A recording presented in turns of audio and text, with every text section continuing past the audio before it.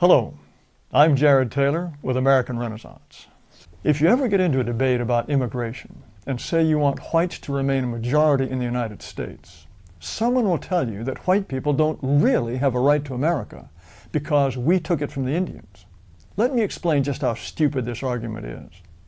First of all, does anyone think the Indians didn't take land away from each other or simply exterminate each other? There's a place in South Dakota called Crow Creek where archaeologists found the scalped, horribly mutilated bodies of 486 men, old women, and children. There were hardly any bodies of young women because they were taken as sex slaves. The entire settlement was wiped out in what archaeologists think was a fight over arable land. When did this happen? In the mid-1300s, long before Columbus.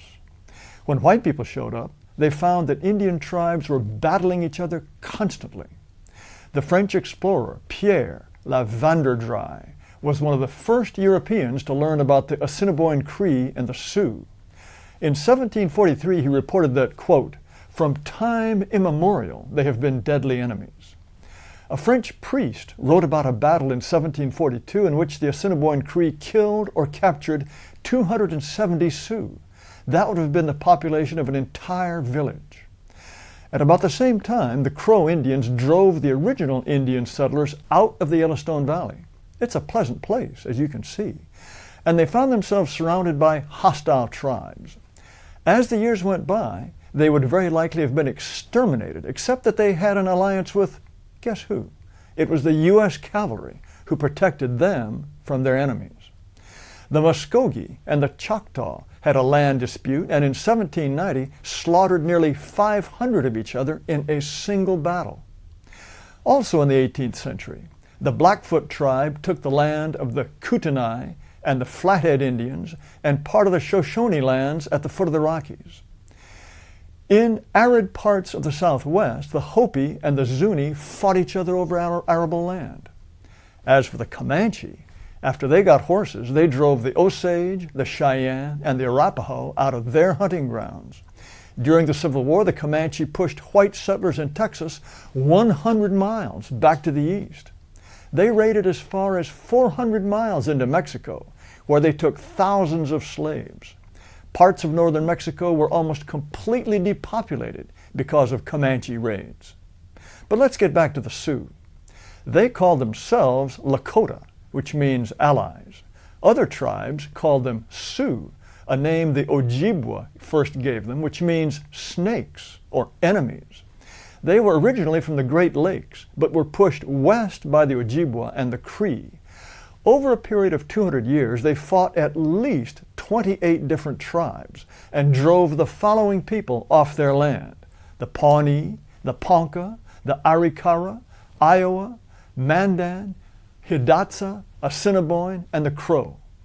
The Sioux lands recognized in an 1868 treaty with the U.S. government, which you can see in yellow, were all taken from other tribes who were there first. The biggest battles the Lakota Sioux fought against the U.S. cavalry, including the Battle of Little Bighorn, were over land that originally belonged to other Indians.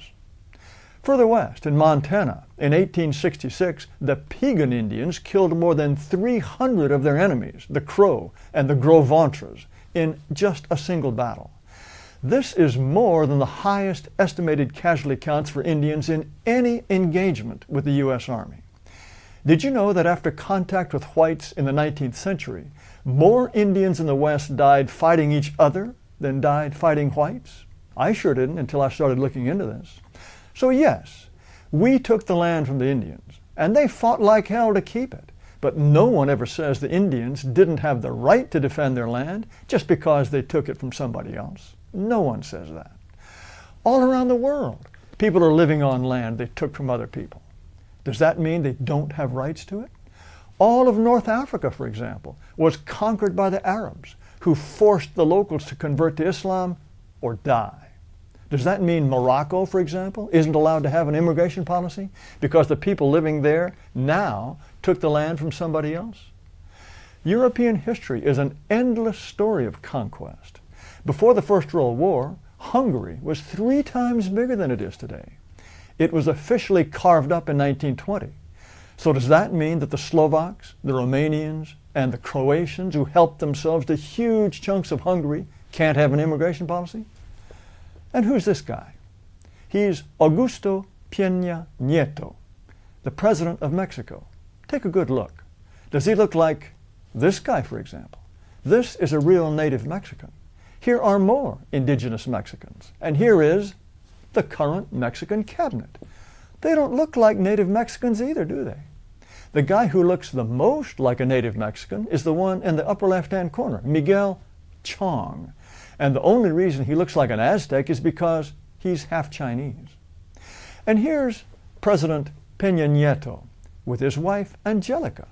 Maybe I just can't see straight, but she doesn't look much like this lady, who is a Mexican Indian, or these ladies, who are also indigenous. Could it possibly be that Mexico's rulers took Mexico from the Indians too? Oh, no, no, no. That would mean they couldn't have an immigration policy. But just see what happens to you if you try to immigrate illegally into Mexico. So you see, this idea that history disqualifies white Americans from deciding who lives here is baloney. It's an argument people use only against whites. It's just one more double standard intended to browbeat whites into thinking they have no right to survive as a people. Don't fall for it. But do subscribe to our YouTube channel. Thanks very much for listening.